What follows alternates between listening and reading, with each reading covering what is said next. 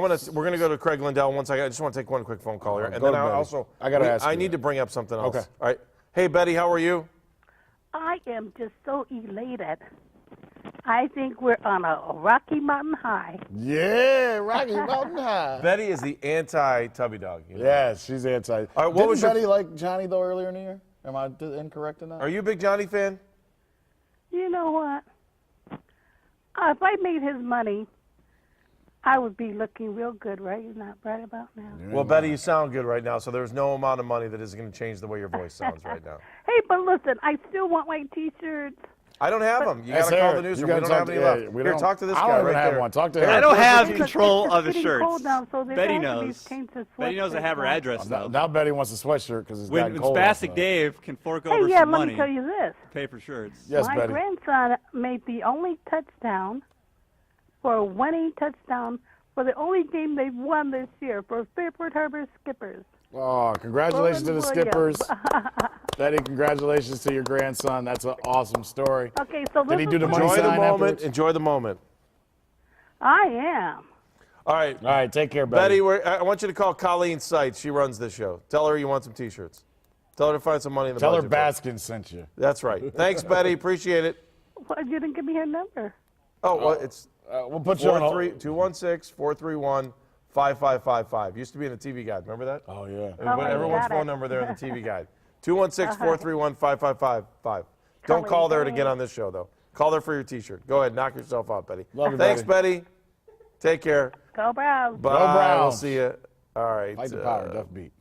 All right. I'm going to get a phone call now. Yeah, all right. A couple things. I know we have to get to Craig, and I want to hear from Craig.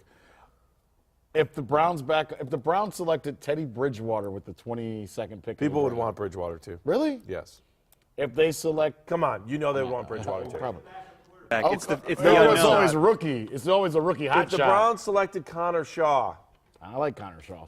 There'd be somebody screaming for him. Now, somebody tweeted us off of our question to go off, and you asked the couch. well, you got somebody who's mad at you for last night on What did I do last night? Sports Sunday.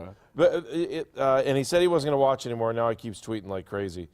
G-Money, I don't understand. that means I did my job. Why does the media have to take shots at Johnny Football? Who took a shot at him? Yeah, I don't know. I never take a shot There at was a him. laughing period there yesterday. It's not Johnny we're laughing at. No, we're laughing at how fans are reacting. But I think Johnny's going to be a great player. I think this is the best thing that could happen to Johnny. And I think Johnny knows this is the best thing that could happen to Johnny.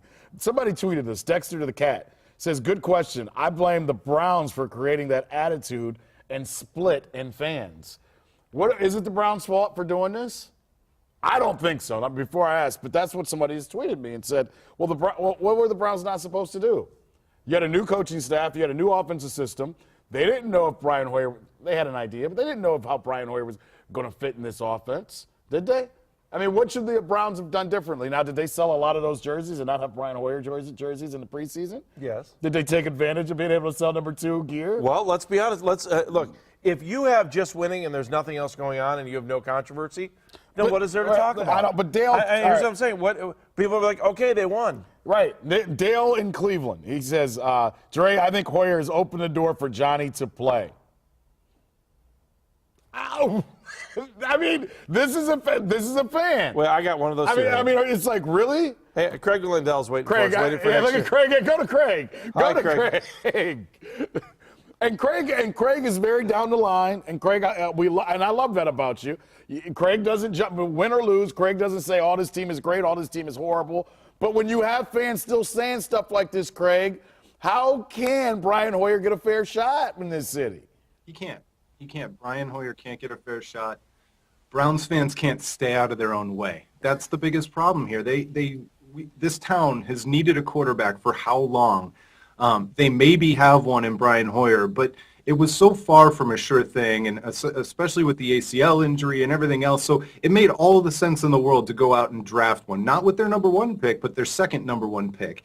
And now Browns fans almost are treating it like it's a problem. This is not a problem. Brian Hoyer has played well enough to keep the job. I think Browns fans' memories are a little bit short as to what a really awful quarterback looks like. Brian Hoyer threw one of the worst interceptions of the year yesterday on that slant pass, but for the most part, he has not made those big kind of errors that make you want to replace a quarterback. He's had pressure up the middle. The running game has started to fail him. He is not the problem. I mean, you sit there and you watch the entire game and you watch the way he's playing. It's quite obvious he's not the problem.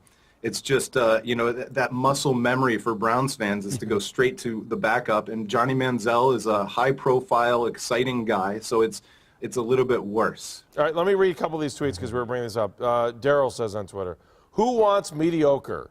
Hoyer is a good backup, game-managing type of quarterback. There was another question about the slants. And these are your home fans.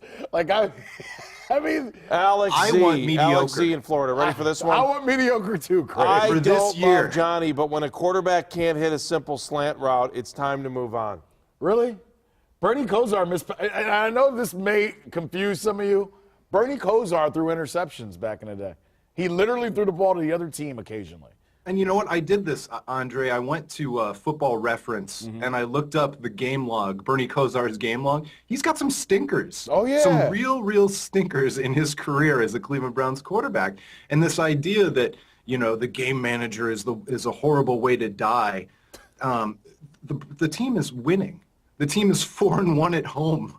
Right. It's ludicrous. Well, it's just like, and I know you guys talk Cavs a lot. It's just like Thursday night, I'm sitting at the queue, and I heard a fan go, I'm selling my season tickets. I want to go back. Wait, really? let me bring this up about Thursday night in the Three Cavaliers. quarters in. Andre, this was the first time, Craig, this is the first time I've ever walked out of a game where a Cleveland team has lost. I had people walking up to me going, it's going to be okay. Really? Yeah, Good. people were walking up to me saying, it's just one game. It's not Good. that big a deal. Today was about the fans. I had at least 4 people walk up to me and say that. That's awesome, because I actually had a guy in a nice section going, I'm selling my tickets, and I'm going, man, they played 40 minutes of basketball. Relax. And I think this is what ties that Cavs game to the Browns season, by the way. You send a fan base downtown 5, 6, 7 hours early and let them tailgate and party it up. There's going to be a lot of ludicrous things said after the game. So maybe we should just wait till Wednesday, see what people are thinking by Wednesday. All right, Craig, before we let you go, just your thoughts on Thursday real quick. Oh, Thursday, I'm looking forward to it. Obviously, the Browns are an underdog, but that Thursday thing kind of introduces a chaos factor. And I don't know that it actually benefits the Browns that there's some chaos, with the short week, but I'm just going to assume that it gives the Browns as good a chance as any as an underdog on the road. Probably even a better chance than if it was a normal Sunday with a normal week and they were traveling down to Cincinnati. They're the underdog, but one more week. Count them down. One more week until Josh Gordon's coming back. Yeah, and I'm glad you say that. That's a good point, That's too. a great point, Craig, because as you watch this team, you start thinking to yourself, what would Hoyer be like with a legitimate number one receiver? And we're getting close.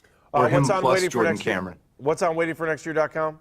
Winners and losers. We'll have the winners and losers. We have the waitingfornextyear.com podcast. That's obviously my bread and butter. And tons and tons and tons of Cavs.